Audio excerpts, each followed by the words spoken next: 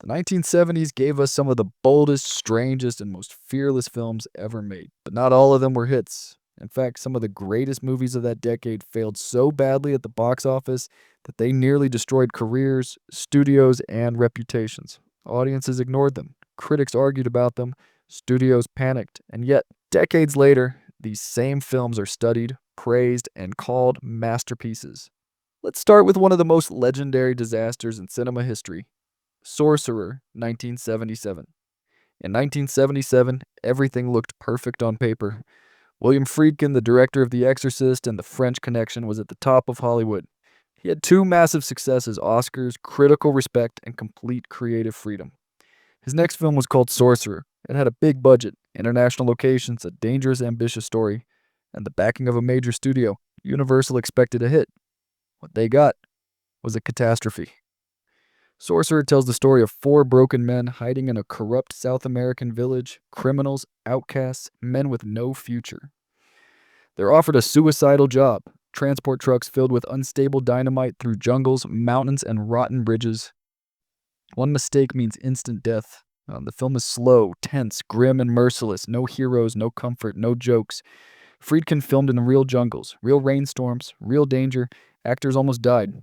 Crew members got sick. Equipment was destroyed. The budget exploded. By the time Sorcerer was finished, it had cost far more than planned. And Universal was already nervous. Then came the worst possible timing in movie history. Just weeks before Sorcerer's release, Star Wars premiered. Audiences suddenly wanted joy, space heroes, simple adventure, and happy endings. Instead, Sorcerer offered sweat, fear, mud, and slow psychological torture. People stayed away. The box office numbers were brutal. The studio lost millions. Critics were divided. Friedkin's reputation collapsed almost overnight. For years, Sorcerer was treated as a mistake, a symbol of Hollywood excess, a director losing control. And yet, something strange happened over time. Filmmakers started talking about it. Cinematographers praised its lighting and atmosphere. Directors studied its pacing. Fans discovered it on late-night TV and VHS tapes. They noticed the hypnotic electronic score by Tangerine Dream. They noticed how every scene felt dangerous, how the famous bridge sequence felt more terrifying than most modern action films. Slowly, Sorcerer transformed from failure to legend. Today, many critics call it one of the greatest thrillers ever made. Some call it Friedkin's true masterpiece, a movie too dark, too heavy, too serious for its time. It didn't fail because it was bad. It failed because audiences weren't ready. Days of Heaven, 1978. If Sorcerer failed loudly, Days of Heaven failed quietly. Terrence Malick's second film arrived in 1978, looking like nothing else in cinema. Set in the early 1900s, it follows a poor laborer, his lover, and his younger sister as they flee Chicago and find work on a vast Texas farm.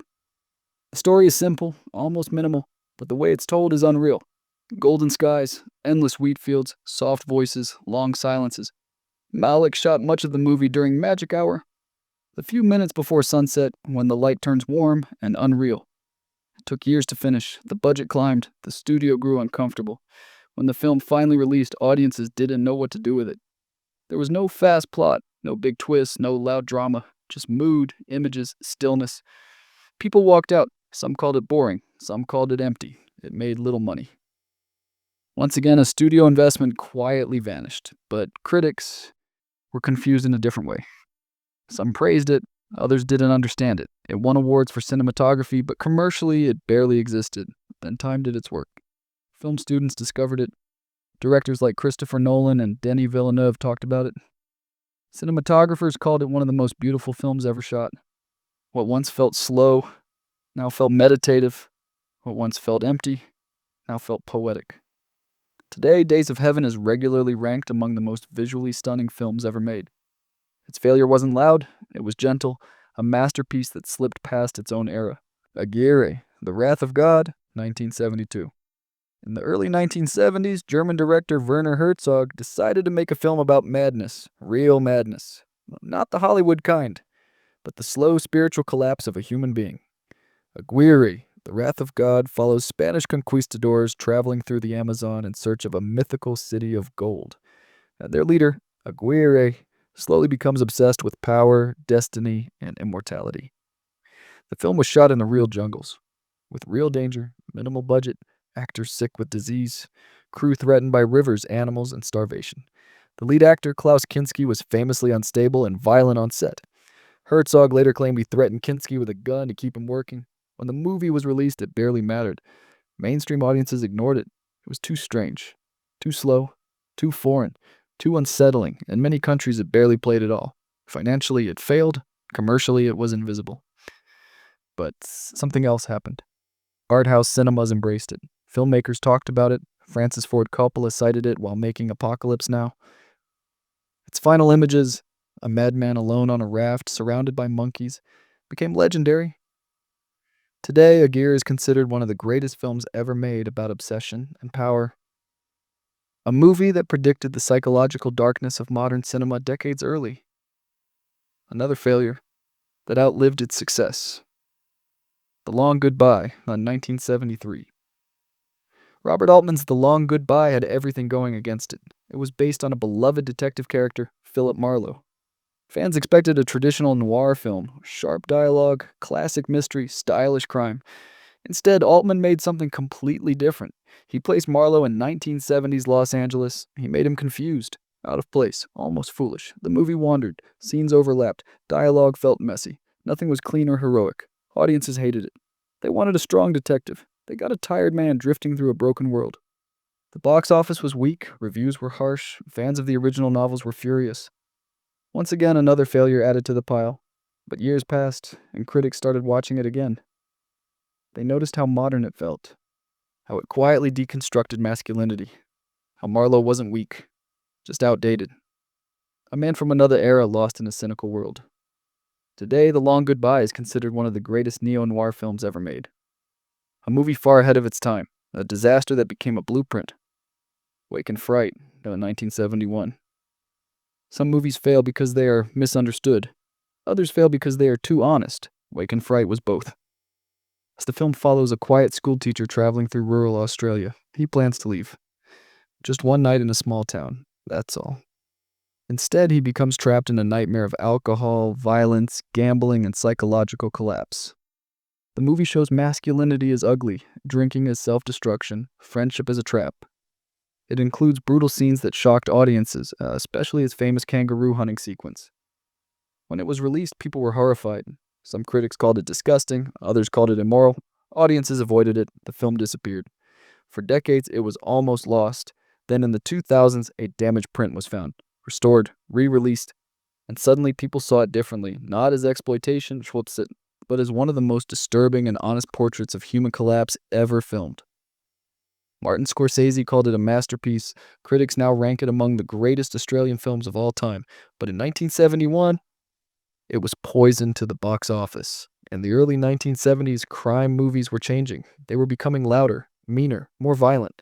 Audiences wanted gunfights, fast cuts, and clear heroes and villains.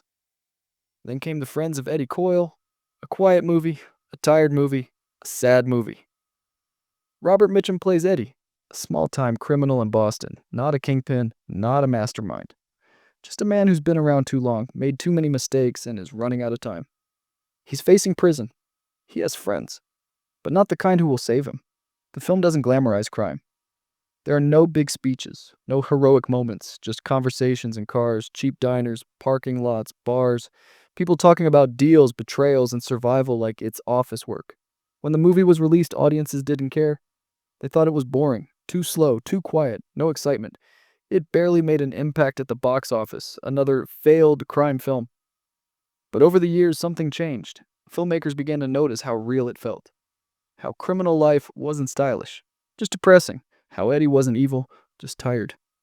Today, many critics call it one of the most realistic crime films ever made.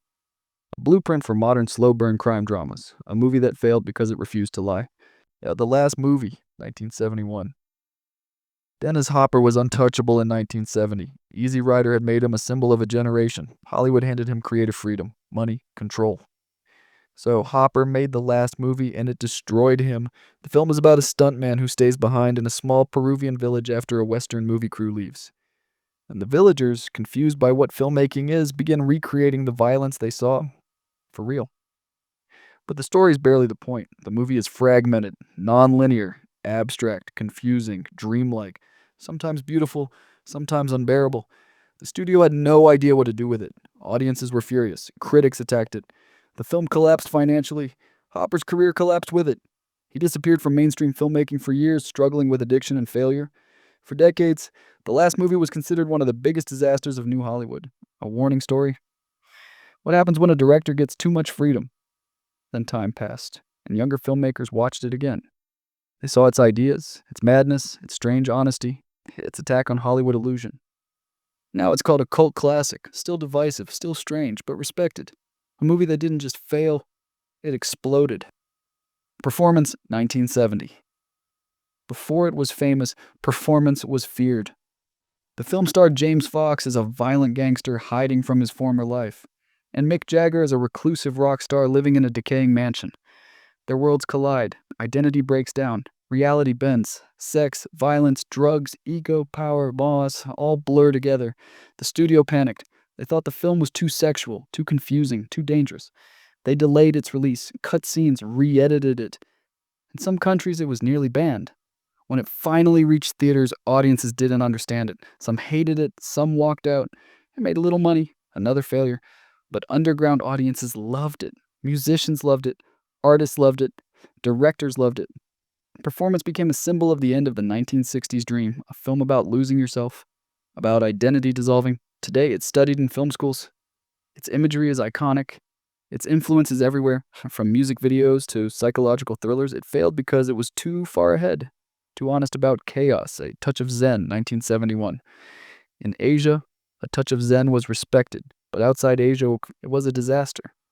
The film is long, slow, spiritual, poetic, a martial arts movie where fights are rare but meaning is heavy. Western distributors didn't know how to sell it. Audiences expected simple action. They got philosophy, silence, Buddhist ideas, nature, long moments of stillness. It failed commercially in many countries. Critics were unsure. It disappeared from mainstream discussion. Then decades later, film historians rediscovered it. They studied its camera movement, its editing, its choreography, its spiritual themes. Today, A Touch of Zen is considered one of the greatest martial arts films ever made. Not because of violence, but because of beauty. The Night Porter, 1974. Few films of the 1970s were more controversial than The Night Porter.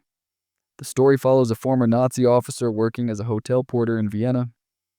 He unexpectedly meets a woman who survived a concentration camp while with someone he once abused. They begin a disturbing relationship. The film does not explain itself, it does not apologize, it does not comfort.